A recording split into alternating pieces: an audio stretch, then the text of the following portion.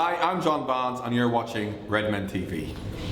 Hello, welcome to Redmen TV. Liverpool just beaten Stoke City in the first leg of the League Cup semi-final. It's a separate video. I still can't remember who sponsors it. Capital One? Capital One. I asked you for your thoughts on the match on Twitter.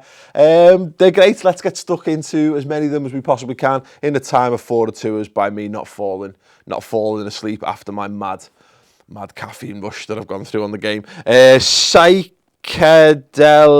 Noel. So proud of the team. Absolutely, me too, mate. At Higgs Ollie, hamstringer pool.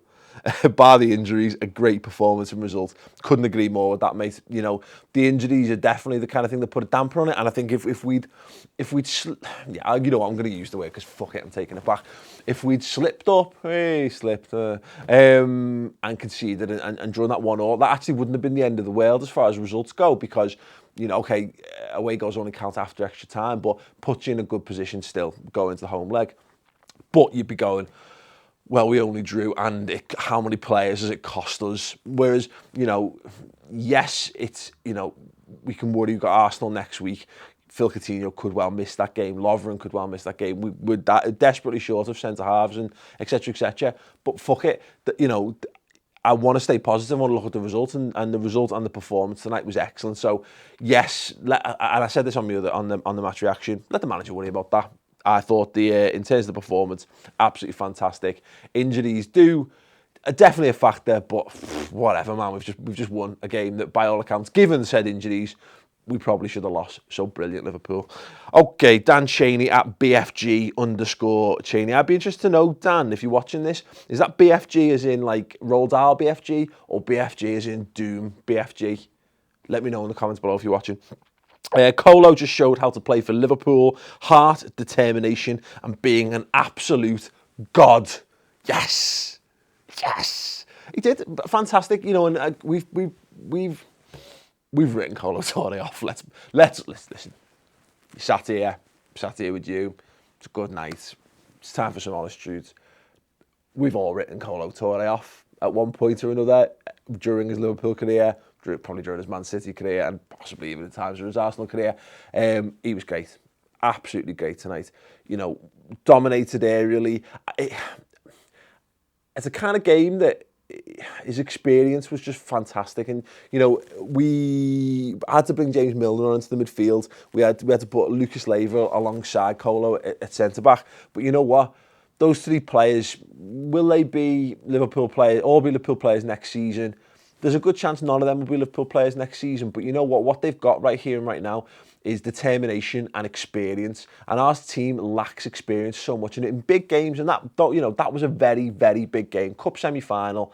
You need players like that to turn up and put in a shift. And Colo, you know, he hasn't got the legs, as evidenced by the fact that he got injured again at the end of it. But, you know, what he makes up for that in is just his reading of the game, his understanding of how to play in those big occasions.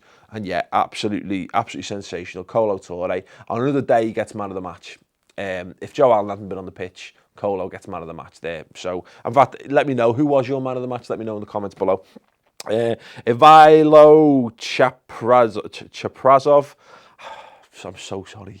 Mr. Chaprazov, really liked that attitude and commitment today. Impressive on the ball, but still the final touch stroke shot was not there. No, Firmino's the perfect example of this, because he seems to be slowly but surely finding a little bit of form. And it's a weird thing to say that we play better without Benteke in that team and with Firmino up front, and yet Firmino's got like, what, 1 goal for us. Benteke scored, 7 or whatever this season. So there comes a point where, as long as you're winning football matches, I don't really care. I'll be perfectly honest, I don't really care. But there really needs to be someone like Firmino. I feel as though the more he plays, and if he plays in that position, which seems to be his best position for us anyway, I think goals will come. And I said during the game, I want to just see him test the keeper a bit more. Too many times he gets inside the box, which is where he needs to be, and then he just tries to scrape, he tries to play someone in, and the ball's either not quite right or whatever. And I want to see him just taking more shots. And he actually started taking more shots and put them all off target. So there you go. You take the rough with the smooth, don't you? But I think there's definitely more to come from him. That was encouraging. Not a scintillating performance, but yeah. And I just in general I agree. But equally from the flip side, if their shooting had been a little bit more on song, John Walters, the Tory bellend, has that chance very, very late on. So we're kind of, you know, you take us being a bit unlucky if it means, even though they're completely non-related, them being unlucky at the other end to some extent. LFC RJT, Ryan Tarrant says, played as a team, defending was on form despite injuries, feels like the lads want this trophy. Absolutely, and they should. They absolutely should, you know. They're now 90 minutes, a bare minimum of 90 minutes away from a cup final.